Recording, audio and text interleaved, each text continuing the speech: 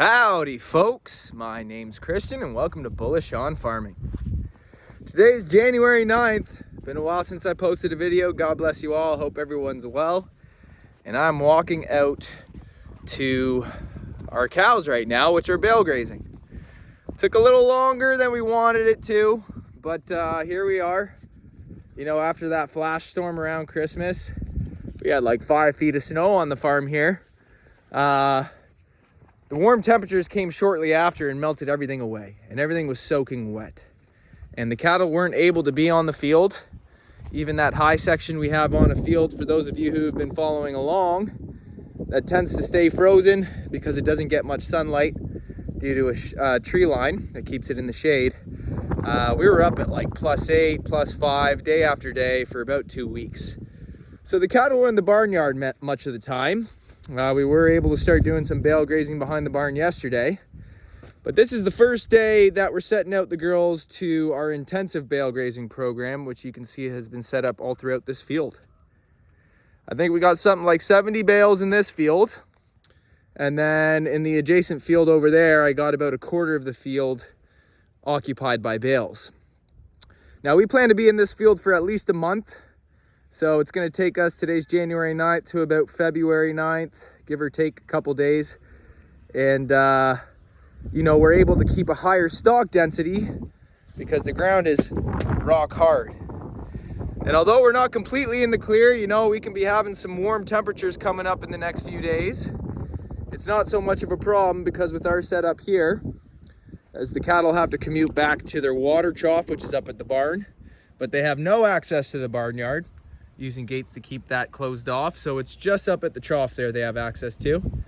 And due to that, we're able to call the cows back to the barnyard if we need to get them off grass, if things get too mucky out here.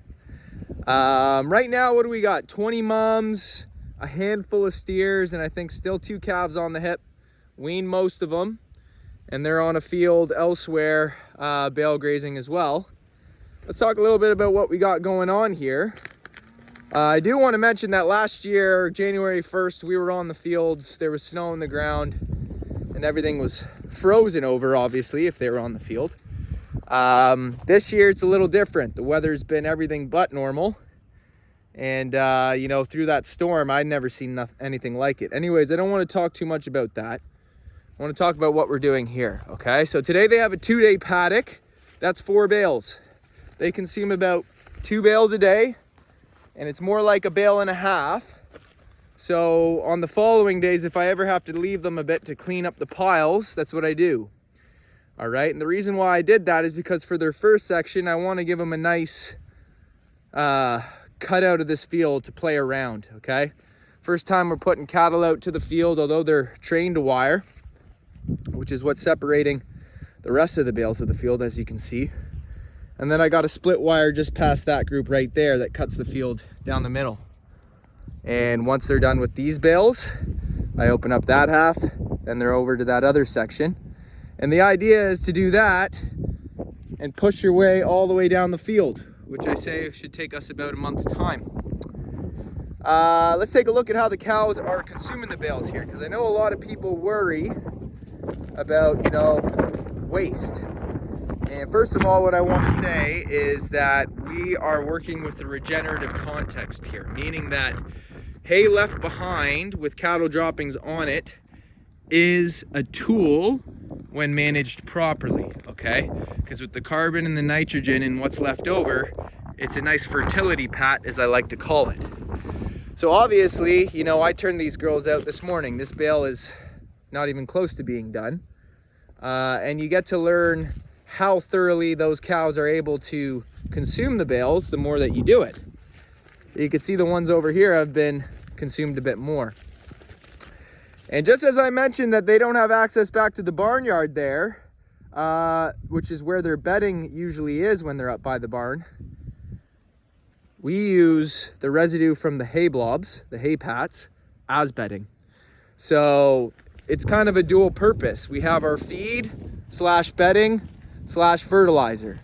It's feed when we need it to feed our cattle. It's bedding once they've consumed it and moved on to fresh bales, because remember, we have no back fence. So as the cattle push through the field, they're always able to track back for water, which means that these hay bales that were consumed previously, they become bedding pats. And of course they get snowed over, but you always have recent residue that's left behind from the bales just consumed the previous day or the one before. And so it's a triple threat. I'll call it that, because you get your feed, your bedding, and your fertilizer, and it's all integrated in the bale grazing program. So that's why we love it. We also get 2 to 3 feet of snow during the winter, and although it doesn't look like it at all right now, like I said, the weather's everything but normal, which is why we bale graze, because of the snow in this fashion. You know, with this, I could have had some bales lined up on the edge and rolled them out no problem with the quad.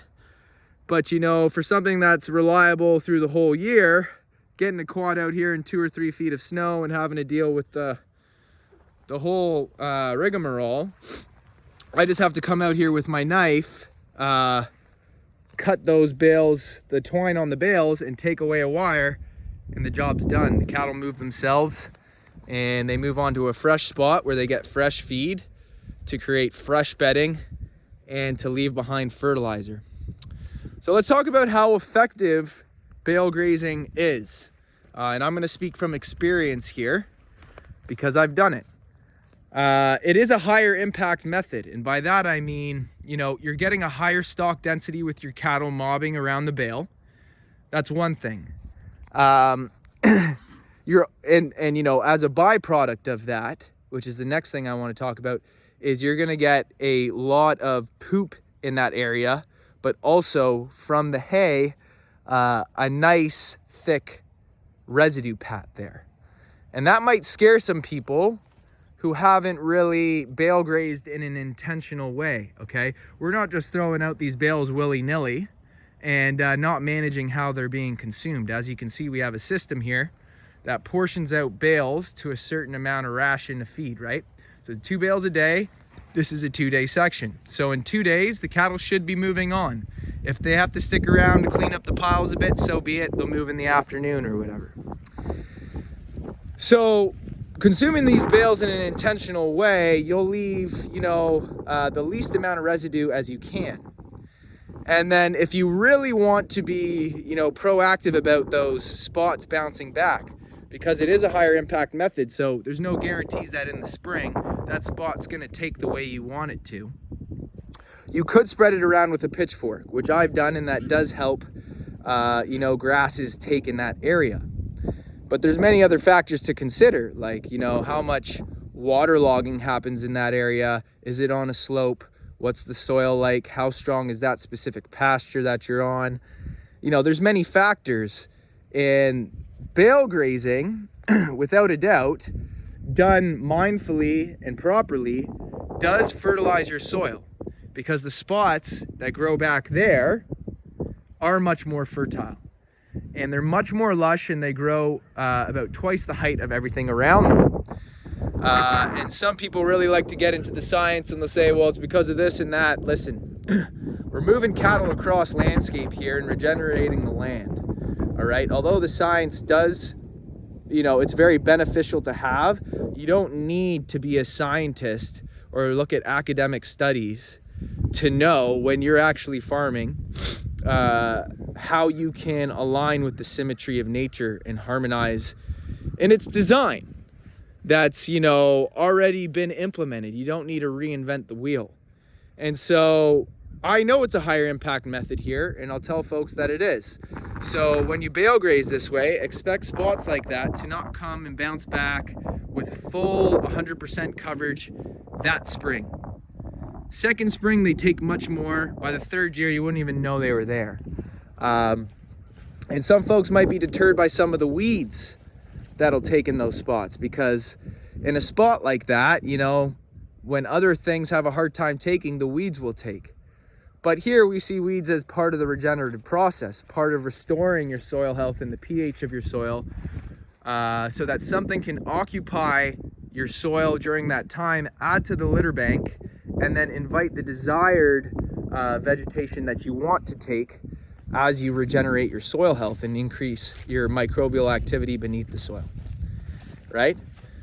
So as you can see, the cattle are content, the cattle are clean, and as the days go by and as they move into the field, their commute gets longer, and that keeps their activity up. And all these mums are pregnant, folks. So as we get into their third trimester, let's keep them active. Let's keep their bodies able and ready to deliver a calf.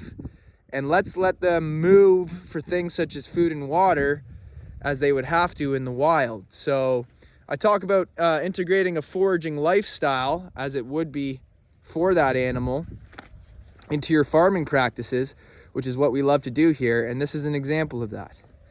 Okay, although there wouldn't be bales just sitting in the middle of the field during winter without a human to cut it and bale them, obviously, you know, what we're doing is really moving the cattle across landscape in a typically dormant season with a grazing mentality. And so the benefits that you get from mob grazing, not all of them, but some of them, you can get during bale grazing, during the winter time. And you know, you need the frozen temperatures, the frozen ground. If you don't have frozen hard ground, you can't do this. You're probably better off moving daily paddocks with large paddocks and rolling out hay. But you need enough land to do that, and we're not quite there. So this suits our needs for where we're at on the farm, and it works towards restoring soil health, which we've seen benefits of on this farm and excited to keep showing as we update this channel. So yeah, folks, almost at 12 minutes. I want to thank y'all for stopping by. God bless. Hope to see you on the next one.